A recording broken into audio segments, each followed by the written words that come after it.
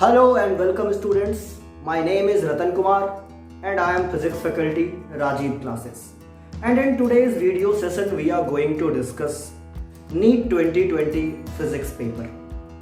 आज ही एग्जाम हुआ है और राजीव क्लासेस पहला इंस्टीट्यूट है जिसने आप लोगों के लिए आंसर की पब्लिश किया है NEET 2020 का। तो होपफुली आप लोग लिंक पे जा कर के अपने आंसर्स को मैच कर सकते हैं और पता कर सकते हैं कि what is your actual scores.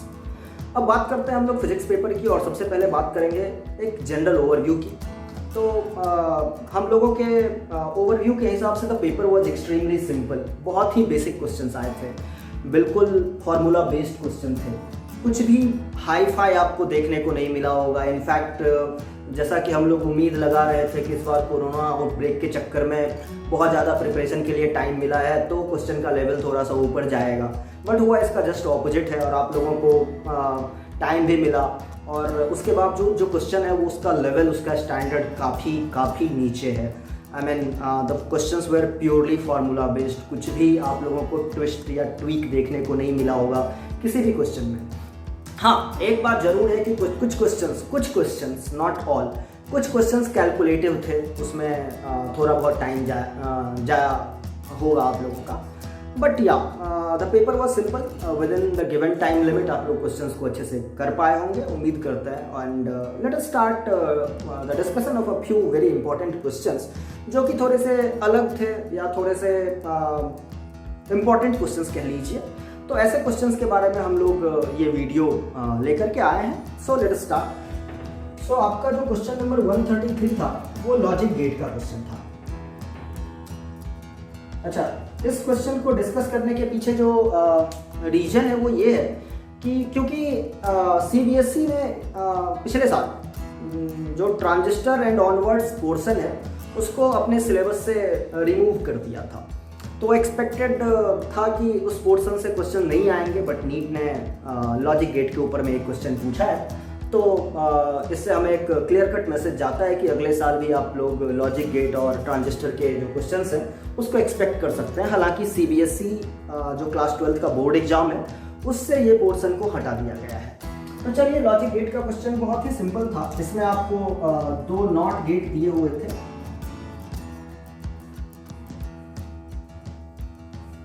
और इनका आउटपुट जो है वो एक नॉर गेट में जा रहा था और इससे आपका आउटपुट पूछा गया है। So it is A B and let us call it x.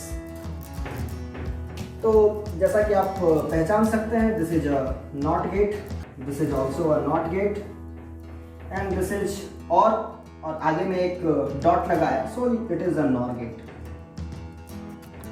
Correct. तो चलिए इसका एनालिसिस कर लेते हैं। तो पहले ए की बात करेंगे, फिर बी की बात करेंगे, फिर हम लोग ए नॉट की बात करेंगे, फिर बी नॉट की बात करेंगे, फिर A naught plus B naught की बात करेंगे और फाइनली जो आपका एक्स आएगा which will be A naught plus B naught overall bar. तो that will be my x. तो चलिए स्टार्ट करते हैं। पहला let us take 0 0, so the 0 bar is 1, 0 bar is again 1, 1 plus 1 is 1 and the complementary is 0. So this is your output for 0 0. Let us talk about 0 1. So the complementary of 0 is 1 and the complementary of 1 is 0. 1 plus 0 is 1 and the complementary is 0. Let us talk about 1 0.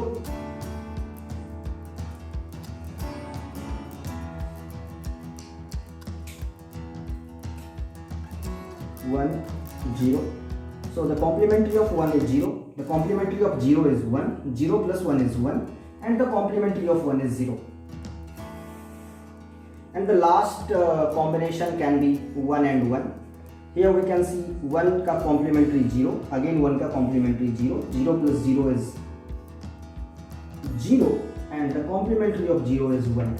So ये रहा आपका truth table. और चलिए अब बात कर लेते हैं क्वेश्चन नंबर 131 की। थोड़ा सा कैलकुलेटिव है। It was correct option was option 4।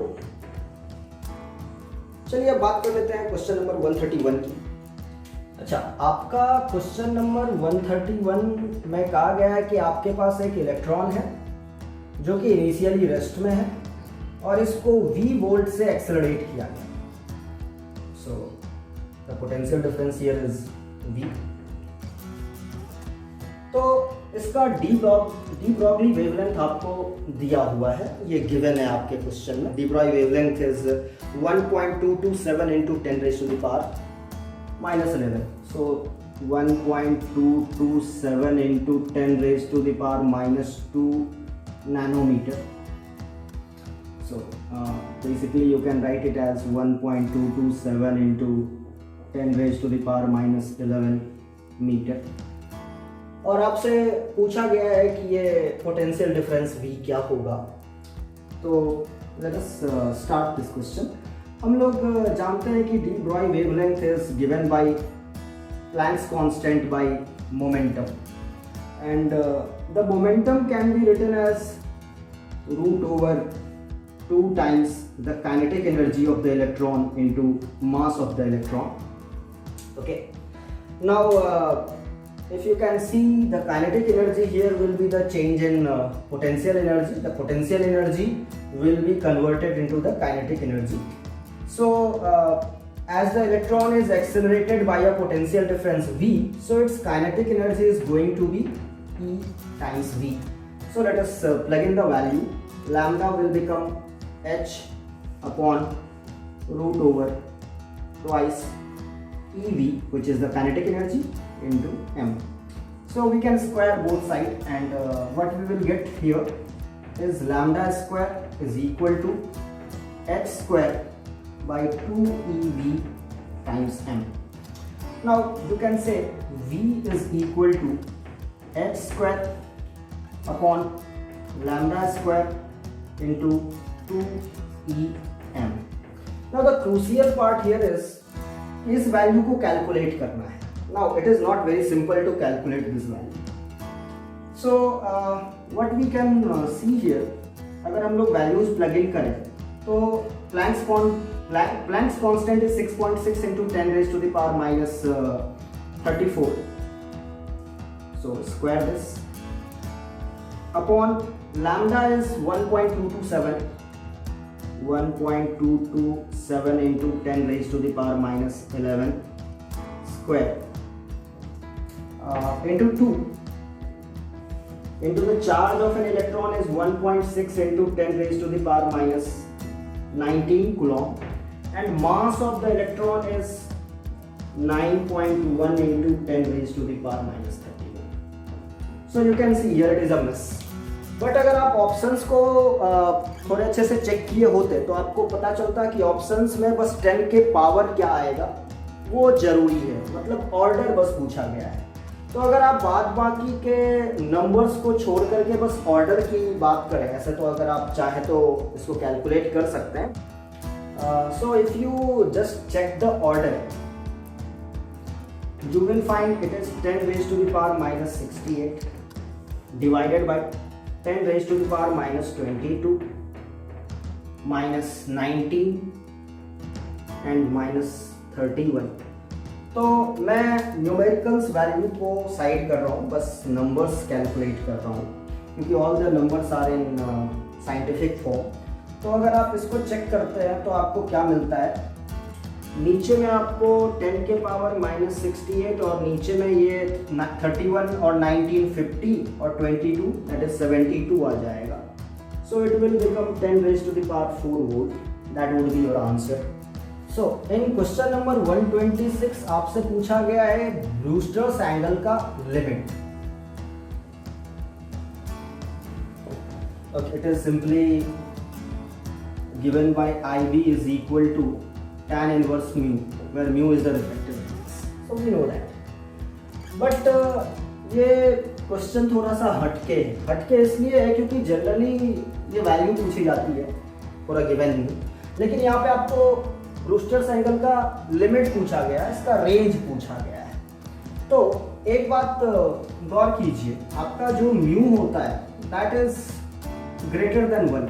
अगर आप बात कर रहे हैं कि लाइट किसी रेयरर मीडियम से डेंसर मीडियम में जा रही है तो mu is greater than 1. So you can say tan inverse mu is greater than tan inverse 1, और आपको पता है कि tan inverse 1 is 45 degree. So tan inverse mu is Brewster's angle, so it is greater than 45 degree. तो ये आपको एक limit मिल गया. और दूसरा इसका जो दूसरा लिमिट होगा that should be lesser than 90 degree, because 90 degree के बाद अगर आप एंगल रखते हैं तो आपका कोई रिफ्रैक्शन नहीं हो पाएगा. सो इसलिए इसके लिमिट की अगर बात करें तो you can write it as 45 degree is lesser than Brewster's angle is lesser than 90 degree. So that is one very important question here. इसके बाद एक और क्वेश्चन आया था 112 में. इसमें आपसे पूछा गया था फ्री मीन पाथ का formula. So simply they are asking formula. इन्होंने डायरेक्ट फॉर्मूला पूछी है उठा करके. अच्छा, यहाँ पे दिक्कत क्या है कि हम लोग जनरली मीन फ्री पाथ के इक्वेशन को इग्नोर कर देते हैं. बेसिकली ये क्या होता है कि जैसे आप जानते हैं कि एक कंटेनर के अंदर अगर गैस मॉलिक्यूल्स हैं तो वो कंटिन्यूसली एक दूसरे से कोलाइड करते रहते हैं. तो बिटवीन टू सक्सेसिव कोलिजन्स जो उनका एवरेज डिस्टेंस ट्रैवल्ड होता है उसको आप फ्री मीन पाथ कहते हैं. और जिन्हें याद था उनके लिए तो बहुत अच्छा है, टाइम सेवर था ये question. Free mean path is 1/√2 pi diameter of molecule square into number density, number of molecules per unit volume. So this is the formula. तो just आपको अगर formula याद था तो आप ये क्वेश्चन कर सकते थे. So it is quite a different problem because free mean path is generally ignored by the students. So ये एक क्वेश्चन था जो कि काफ़ी इंपॉर्टेंट सा मुझे लगा आप लोगों के साथ डिस्कस करना चाहिए. Question number 99. इसमें बोला गया था कि आयरन का जो ससेप्टेबिलिटी है that is given some 599. Okay. अच्छा, ध्यान दीजिएगा यहाँ पे आपसे परमिबिलिटी मतलब म्यू पूछा गया है और आपका जो रिलेशन है ससेप्टेबिलिटी का वो म्यू आर के साथ आता है. आपको पता होना चाहिए कि mu R is equal to susceptibility plus 1. तो आप सिंपली कह सकते हैं it will become 599 plus 1 it is 600 and mu can be given as absolute permeability of free space times relative permeability mu naught into mu R. तो आप simply value को put करके ये आंसर निकाल सकते हैं. Very simple question. Mu naught is 4 pi into 10 raised to the power minus 7 and mu r is 600. So what you get from here is 2400 pi into 10 raised to the power minus 7. So it will become 2.4 into 3 digits are gone, so minus 4 pi. So that would be our answer. So ये भी एक ठीक ठाक question था.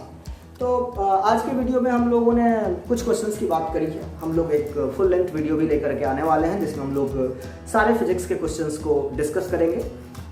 सो उम्मीद करता हूँ कि ये वीडियो आप लोगों को पसंद आया होगा. हमारे साथ बने रहिए. हालांकि मैं उम्मीद करता हूँ कट ऑफ इस बार ऊपर जाएगा या फिर पिछले साल के जैसा ही रहेगा. एनीवे, आप लोगों को ऑल द बेस्ट. आप लोगों ने बहुत मेहनत करी है, बहुत सारा स्ट्रगल किया है. खास करके इस साल के जो कैंडिडेट्स थे उन्होंने तो कुछ ज़्यादा ही किया है. तो आप लोगों का स्ट्रगल रंग लाए और आप लोगों को अच्छा रैंक मिले. चलिए इसी के साथ इस वीडियो को ख़त्म करते हैं. See you in the next video. Thank you.